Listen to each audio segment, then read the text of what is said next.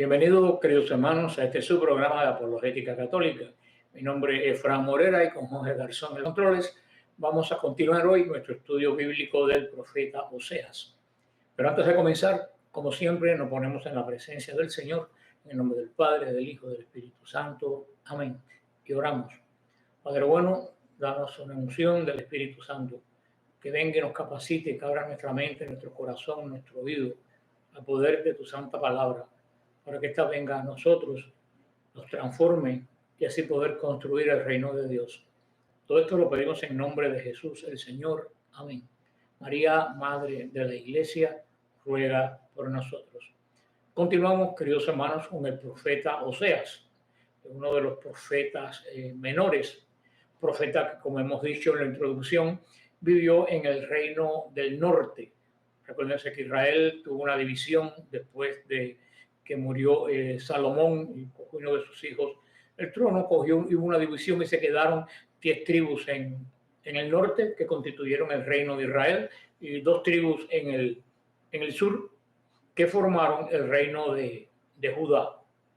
Por eso cuando nos referimos ahora a Israel estamos hablando del reino del norte, cuya capital era Samaria. Oseas fue un profeta del reino del norte, del reino de Israel, pero también estuvo muy ligado, como todos los profetas, también al templo de Jerusalén y al reino de Judá, porque había interacción en cuanto a la fe que se mantenía, aunque las tribus del norte habían roto con el templo siempre, pues había cierta comunicación o cierto intercambio entre la gente que quedaron guardando el antiguo pacto, porque no todo el mundo en el reino del norte pues apostató, como pasa en todos los grupos. Oseas es un profeta que le tocó vivir esa situación, una situación que venía del reinado anterior bastante próspera, y la gente, como siempre sucede cuando no hay problema y todo está próspero, se olvidó del Señor. Este olvido del Señor trajo una decadencia religiosa tremenda en el reino del norte, y más si está alejado del pacto de Dios que lo tenía Judá. Ellos no tenían ningún tipo de relación con el Señor, porque el pacto lo tenía solamente la tribu de Judá y los que estuvieran adjuntos a la tribu de Judá. Por eso Israel no tenía protección, podemos decir, cobertura espiritual no tenía Israel, por eso que se confundió y se fundió con ídolos al mismo tiempo que con Yahvé. Tenía un culto que no era agradable a Dios, porque no era el culto que el Señor había mandado. En este tiempo de infidelidad le toca vivir al profeta Oseas, y se recuerdan, el Señor le mandó que se casara con una mujer de mala vida, no sabemos si prostituta, pero sí que no era una mujer buena. Y el Señor quería que Oseas viviera en su propia carne lo que él vive con la infidelidad de Israel. El Señor siempre, a través de la historia, espiritualmente se ha unido con su pueblo como un matrimonio, donde eres el esposo y el pueblo es el esposo, es el que da el pueblo, la esposa es quien recibe. Y así se ha unido también a las almas místicas, pues un alma que crece termina en esta especie de matrimonio espiritual, donde Cristo es el esposo y el alma, no importa de qué sexo tenga el cuerpo, es el que se une en matrimonio con el Señor, en una unión compenetrado, porque no hay unión más fuerte en el mundo que la de un matrimonio. Son una sola carne, por eso que el Señor dice que lo refiere a la iglesia, en la carta a los Corintios. Así que vamos a ver este capítulo 3 en nombre del Padre, del Hijo y del Espíritu Santo. Amén. Y dice: el Señor me dijo, anda de nuevo, ama a una mujer amada de otro y adúltera, como ama el Señor a los hijos de Israel, a pesar de que ellos vuelven el rostro a dioses extraños y gustan de las tortas de uvas pasas. Te comienza, ve, ama a una mujer que es adúltera, que ama a otra persona. Esta mujer había abandonado a Oseas por otra persona. El Señor dirige al profeta, le da esta orden, que regrese con esta mujer adúltera, que no que no lo quería. Es más, que aunque fuera adúltera, que regresara. El Señor no está en el pasado, está en el presente. Y aún le ordena que vaya con ella. Y no solo le ordena que vaya con ella, le ordena que la ame. El profeta Oseas no tuvo una vida fácil, el tipo de profecías que le tocó vivir en carrera propia fue tremenda. Esto nos muestra que aunque el Deuteronomio 24:1 pues permitía el divorcio en la antigua ley cuando había adulterio, se rompía la unión de matrimonio en el antiguo pacto porque la única causa era el adulterio. De ninguna forma el Señor ordena el divorcio. Si el Señor ordenara el divorcio en caso de adulterio, entonces aquí Él estaría yendo en contra de su propio mandamiento. No separa el hombre lo que Dios unió. El Señor no permitía el divorcio. Creo que esta relación fue suavizada por Moisés para dar una segunda oportunidad a las personas que habían sido engañadas por su cónyuge. Pero el Señor no lo ordena ni lo manda, es más, no lo quiere. Pero la ley de Moisés estipulaba que si una mujer era adúltera, el matrimonio se quedaba roto. Por eso que se lo preguntan al Señor en San Mateo 19:7. Le preguntan sobre este caso. ¿Y qué le contesta el Señor? Cuando les dicen que si es bueno repudiar a la esposa, el Señor dice, esa ley se la dieron ustedes por la dureza de vuestros corazones. Pero yo os digo que el que se casa con una mujer que es casada comete adulterio. Sí lo dice el Señor bien claro. Más en estos momentos, estamos en la nueva alianza. En Israel era una prefigura de lo que iba a ser la nueva y definitiva alianza de Dios con su pueblo. Ahora, entre nosotros, el matrimonio es un sacramento. En Israel no era un sacramento. Entre nosotros es un sacramento. ¿Qué es un sacramento? Una acción sagrada donde el Espíritu Santo sella a la persona en la voluntad que Él ha expresado.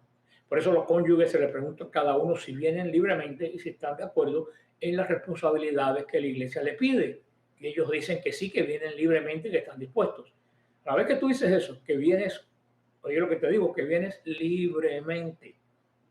A la vez que tú dices eso, el Espíritu Santo sella esa unión. Y cuando el Espíritu Santo sella una unión, no se puede romper ese sello. En este caso, la muerte es el único que rompe este sello de unión del hombre, porque es una unión carnal. Por eso la muerte rompe el sello. Pero muchas personas, pues, hablando de este tema, me dicen qué mala es la iglesia que no permite el divorcio. Y yo le digo, discúlpame, hermano, pero hay dos cosas que yo aprendí desde que tenía 6 o 7 años. Que los curas no se casan y que la iglesia no da divorcio. Tú te vienes a enterar ahora de eso. Si tú te vienes a enterar ahora de eso, tú estás muy mal. Si tú fuiste al altar y dijiste que ibas libremente y que deseabas estar con esa persona hasta que la muerte los separe, tú no sabías lo que estabas diciendo o lo tomaste a la ligera. Entonces, la culpa no es de la iglesia. La culpa del fracaso es tuya y de más nadie. Porque la iglesia no te engañó. Todo el mundo sabe que la iglesia, el sacramento, no es que no quiera, es que un sacramento no se puede romper. Por ejemplo, nadie tiene poder para devolverte los pecados que han sido perdonados en la confesión. No existe. Nadie te puede desbautizar. Cuando te bautizas es para siempre. Nadie te puede descasar. Nadie te puede divorciar. Porque es un sello del Espíritu Santo que ustedes contraen libremente y sin coacción. O sea, vuelvo a repetir, no es que la iglesia no quiera, es que la iglesia no tiene autoridad. Ahora, en la antigua alianza, que no había sacramento y que solamente era prefigura de las cosas que hoy iban a ser realidad, sí, y con mucha reticencia de Dios, Moisés suavizó esta ley Y puso en este caso que solamente en caso de divorcio pudiera haber separación entre los cónyuges. Esto nos muestra un verdadero y muy importante principio sobre el amor. Fíjate que Oseas no solo no es mandado a recibir a su esposa, está mandado a amar a su esposa. Aunque debió de haber sido muy difícil a Oseas amar a una mujer que lo rechazó, él lo hizo. No solo la recibió, la amó. Era un mandamiento. Ama a esa mujer. Así el Señor entre nosotros, el amor entre nosotros, tanto sea el amor de hermanos, el amor de seres humanos, no es una opción, es un mandamiento. El Señor lo mandó: amados los unos a los otros, como yo os he amado. El amor, repetir, no es una opción, es una condición, es una obligación. Cuando estamos llenos de ilusiones románticas sobre el amor, y muchas veces todas esas ilusiones, que hermanos, poco tienen que ver con nuestra voluntad. Cuando estamos en ese mundo pues romántico, estamos capturados, podemos decir, por el amor. Y vamos a donde quiera que nos lleven, nosotros vamos en el amor del mundo. Pero en principio las escrituras nos muestran que la cosa es de otra manera. Las escrituras nos muestran que el amor es en gran manera un asunto de voluntad, no de gusto. Repito, es un asunto de voluntad, no de gusto. Y cuando nos dirigimos nosotros mismos a amar a alguien y Dios nos dice que debemos de amar, estamos nosotros ya comprometidos, porque esta es nuestra voluntad. Y por eso la iglesia le pregunta: en las alegrías y en las penas, en la salud y en la enfermedad. Ustedes dicen que sí. Ustedes no dicen: yo me comprometo a estar contigo hasta que se me pase el amor. No. Así el Señor nos lo dice a nosotros. Eso de que ya el amor se acabó, eso no es un fundamento bueno para una separación. Porque, repito, tú te comprometiste a amar. Ya esto es un ejercicio de tu voluntad, como lo tuvo que hacer el pobre Oseas en situaciones muy difíciles. Por supuesto, esto no incluye cuando hay abusos a la dignidad o abusos físicos o psicológicos. Eso es una cuestión aparte que hay que tratarla, aparte con mucho cuidado. Estamos hablando de todas esas personas que dicen tranquilamente: ay, se me acabó el amor. Digo, qué pena, porque el sacramento no se acabó, así que tenemos un gran problema. Ejercita tu voluntad y vuélvete a enamorar. El Señor le sigue diciendo a Oseas que lo ame verdaderamente con el amor que el Señor tiene con la casa de Israel. Todo esto no es un problema matrimonial de Oseas donde el Señor se metió. Esto está dirigido a la unión de Dios con el pueblo de Israel. Porque el Señor le ordenó a Oseas que fuera de regreso con su mujer, aunque ésta le fue infiel. No solamente por el bien de Oseas y de su mujer, Gomer, sino para que Oseas y Gomer, su mujer, fueran para todos los demás una lección de cómo Dios ama a su pueblo. La mujer de Oseas le fue infiel. Israel le fue infiel al Señor. El Señor manda a Oseas que regrese. El Señor nunca abandona a Israel y le pide que la ame. El Señor nunca deja de amar a su pueblo. Aunque Israel estuviera en un adulterio espiritual, el Señor lo seguía amando. Cuando pensamos en la grandeza del amor y la gran compasión de Dios hacia nosotros, eso nos debiera hacer a cada uno de nosotros y a ti y a mí más amorosos y más compasivos. y aprender a perdonar a los demás. El Señor nos pone la medida del amor soy yo mismo. No le hagas a otro lo que no te gusta que te hagan a ti. Vamos a ver el versículo 2 y 3 y dice así. Me la compré por 15 ciclos de plata y un homer y un letec de cebada. Y le dije, por mucho tiempo vivirás conmigo. No te prostituirás ni estarás con ningún hombre. Y yo obraré lo mismo respecto de ti. La compré entonces para mí. El comer era 15 ciclos de plata, un poco de dinero.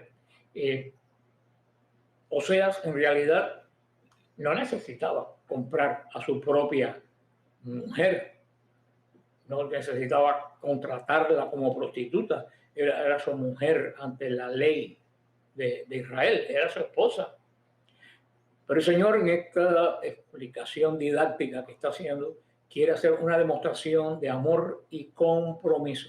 O sea, Oseas va una milla extra, o sea, camina unos kilómetros más. Oseas va más allá de lo que se esperaba de él, de lo que era razonable de él. Así como el Señor siempre va una milla más allá en cuanto a su relación con nosotros. Al proveer de esta manera para su propia esposa, también Oseas mostró esto como te puedo dar lo que otro te estaba dando. Tú no necesitas al otro. Déjame mostrarte que yo puedo proveer tus necesidades y que tú no tienes que prostituirte, porque todo lo que tú necesitas yo te lo doy. Esto es lo que quiere decir. Y eso es lo que el Señor le decía a Israel. No necesitas prostituirte con ídolos. Todo lo que tú necesitas te lo doy yo. ¿Quieres lluvia? No tienes que pedirle lluvia a Baal. Pídemela a mí, que te la voy a dar como la dio cuando el profeta Elías. Necesitas buenas cosechas. No se la pidas a dioses paganos, a dioses de la fertilidad. Pídemela a mí, que te la voy a dar junto con bendiciones. Cuando dice la compré para mí, pudiera significar que Gomer fue vendida como esclava y que Oseas la compró de su esclavitud. Esto es posible, algunos estudiosos de la escritura lo dicen, pero no es necesariamente así. Yo creo que más bien es en el sentido que hemos estado hablando. Parece más natural tener el pago como compensación o compra de lo que ella ganaba en la prostitución. Y el punto de pagar a Gomer no era solamente para que dejara de su comercio, su negocio, era para atraerla hacia él, hacia Oseas, hacia su marido, en una relación. Este acto era un acto de Oseas para mostrarle que quería una relación de vivir juntos. Esa era la meta. ¿Cuánto te amo? Que aunque tenga que pagar para comprarte, lo voy a comprar porque yo quiero vivir contigo. Esto es lo que dice el Señor.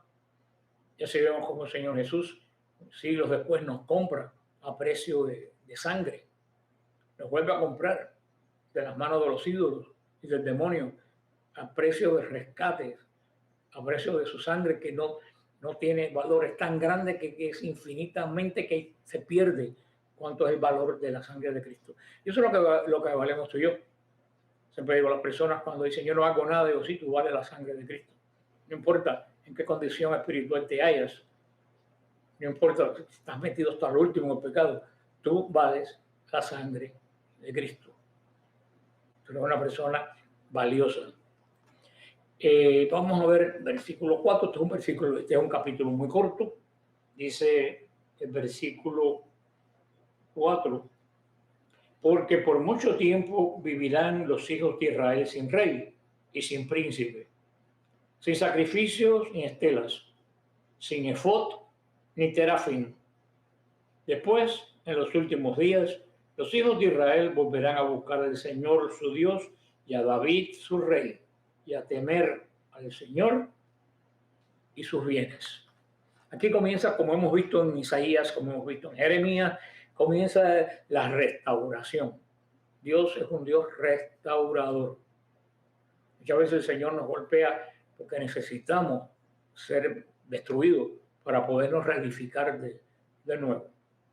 Siempre le pongo el ejemplo a las personas como antiguamente nuestras abuelas, ya no se hace, pero antiguamente nuestras abuelas cuando compraban carne le daban con un mortero, con un palo le daban a la carne. ¿Y por qué? ¿Dónde le daban más duro? Le daban más duro donde la carne estaba más dura. ¿Por odio a la carne? No, para ablandarla. Así es el Señor. El Señor nos da donde nosotros en nuestro espíritu tenemos más duro. No para castigarnos, sino para ablandarnos. Ahí comienza la restauración, si tú te dejas restaurar. Dice que va a estar mucho tiempo Israel sin rey y sin príncipe. Israel está en un estado caído. Israel no va a tener liderazgo nacional. Israel no va a tener liderazgo político. Ni siquiera va a tener liderazgo religioso. Dice que va a estar sin sacrificio y también sin estatua. En este caído que está Israel, Israel no tendrá servicio espiritual que necesitaba, ni de Dios ni de los ídolos, de ninguno de los dos. Sin efod y sin terafines. En su estado caído, Israel no va a tener guía ni dirección sobrenatural. El efod es lo que se ponía el sumo sacerdote aquí con las dos piedras que se consultaba el Señor en momentos graves de crisis. Y después pues, nos habla del estado restaurado de Israel. Volverán los hijos de Israel y volverán a buscar a tu Dios. En el tiempo de ruina política y espiritual, cuando ya toque fondo, Israel volverá a buscar a Dios de nuevo. Esto marcará la restauración de Israel. No va a haber restauración hasta que ellos den el paso de volver a Dios. Muchas veces, hermanos, para poder ser restaurados tenemos que tocar el fondo. El Señor nos deja que nos hundamos hasta que tocamos fondo. Cuando tocamos fondo es cuando podemos empezar a subir y ser restaurados. Una noche me llamó un amigo que estaba metido en droga y me dijo, no puedo más, he tocado fondo. Y yo le digo, me alegro en el alma, qué buena noticia me has dado. Y él me dijo, ¿cómo es posible que tú te alegres? Y yo le dije, porque sí, porque ya si tocaste fondo ya tú no puedes ir más para abajo. La única opción que tú tienes si tocaste fondo es subir. Así que ahora comienza tu proceso de restauración. ¿Tú sabes qué? Comenzó. Comenzó para la gloria de Dios hasta el día de hoy.